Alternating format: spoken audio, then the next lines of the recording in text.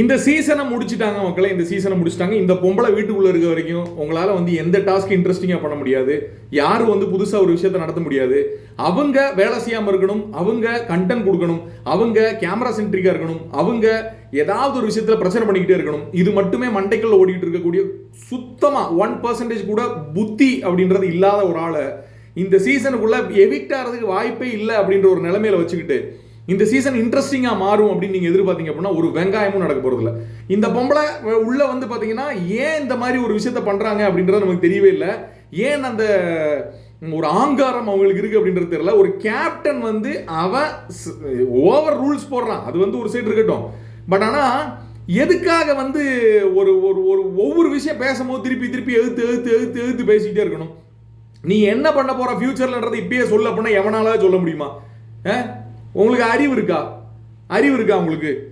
இல்லை என்ன எனக்கு டவுட்டா இருக்கு அப்படின்னா, இதுல சொம்படிக்கிற சில பேர் இருக்காங்க.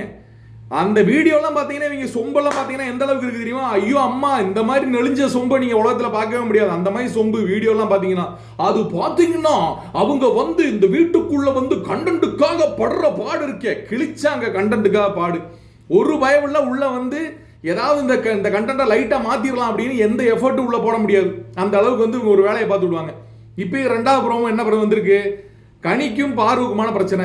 கனிக்கு வேற வேலையே இல்லை, சப்பா மேட்ருக்கெல்லாம் இழுத்துக்கிட்டு ஏதோ ஒன்று பண்ணிக்கிட்டு நான் சாப்பிட மாட்டேன் கிழிக்க மாட்டேன் அப்படின்னு உட்காந்துருக்கிறது.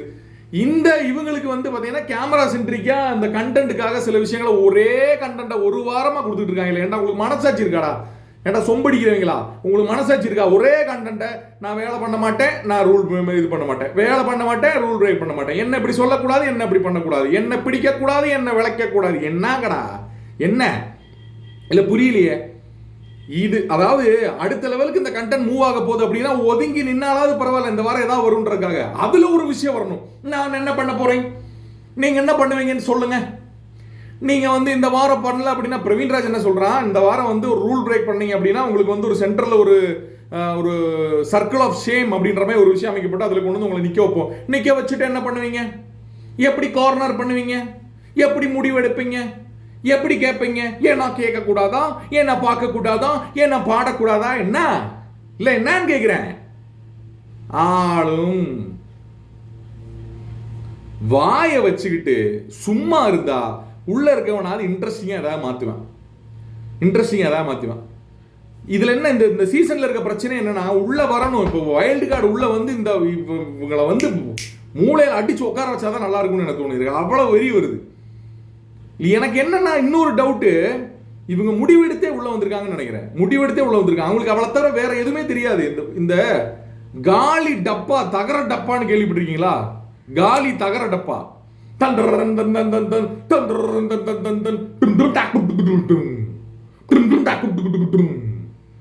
ஏமா அதுல கொஞ்சம் அரிசி போடுவோமா, ஏமா அதுல கொஞ்சம் மாவு எடுத்து, இதே மாதிரி தகர டப்பா மாதிரி அங்கே சவுண்டு போட்டுட்டு இருக்க வேண்டியதே வேலை. அதுதான் வேலை. கிழிஞ்சீங்களா நீங்க? ஒரு வெங்காயம் இந்த சீசன் உள்ள விட்டுருக்கீங்களா?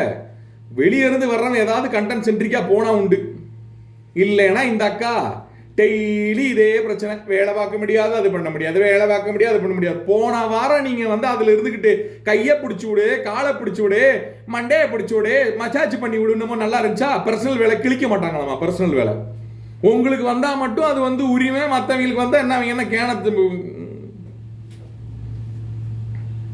டேய் சொம்புகளா, உங்க அக்கா ஓவரா போகுறா.